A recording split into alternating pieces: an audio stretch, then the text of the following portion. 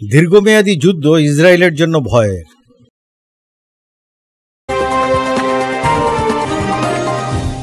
ইরানের সঙ্গে দীর্ঘমেয়াদী যুদ্ধের আশঙ্কায় ইসরায়েল খুবই উদ্বেগে রয়েছে বলে জানিয়েছেন ওয়ালা নিউজের ইহুদিবাদী বিশ্লেষক ডেনিস স্ট্যানোভিচ। ইরানের রেডিও তেহরান এই খবর দিয়েছে। তিনি এক নিবন্ধে লিখেছেন, যুদ্ধ চলছে, কিন্তু ইসরায়েলের আশঙ্কা হলো এটি দীর্ঘমেয়াদী যুদ্ধে পরিণত হতে পারে। এমনটি হলে তা ইসরায়েলের জন্য বড় বিপদ ডেকে আনবে। স্ট্যানোভিচ আরো বলেন, যদি যুদ্ধ দীর্ঘ সময় ধরে চলে তাহলে ইসরায়েলি অর্থনীতি এবং সমাজকে ভেঙে ফেলবে।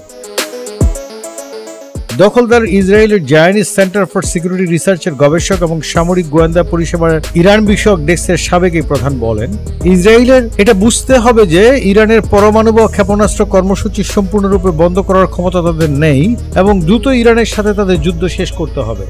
তিনি বলেন, এই পরিস্থিতিতেও ইসরায়েলি কর্মকর্তারা যুদ্ধ শেষ করার বিষয়ে ঐক্যমতে পৌঁছাতে পারছেন না, তারা বিভ্রান্তিতে রয়েছেন। গত শুক্রবার থেকে ইসরায়েল ইরানের সামরিক ও পারমাণবিক স্থাপনা সহ একাধিক স্থানে সমন্বিত বিমান হামলা চালানোর পর থেকে আঞ্চলিক উত্তেজনা আরো বেড়েছে। জবাবে তেল আবিবে ক্ষেপণাস্ত্র ড্রোন হামলা চালাচ্ছে তেহরান।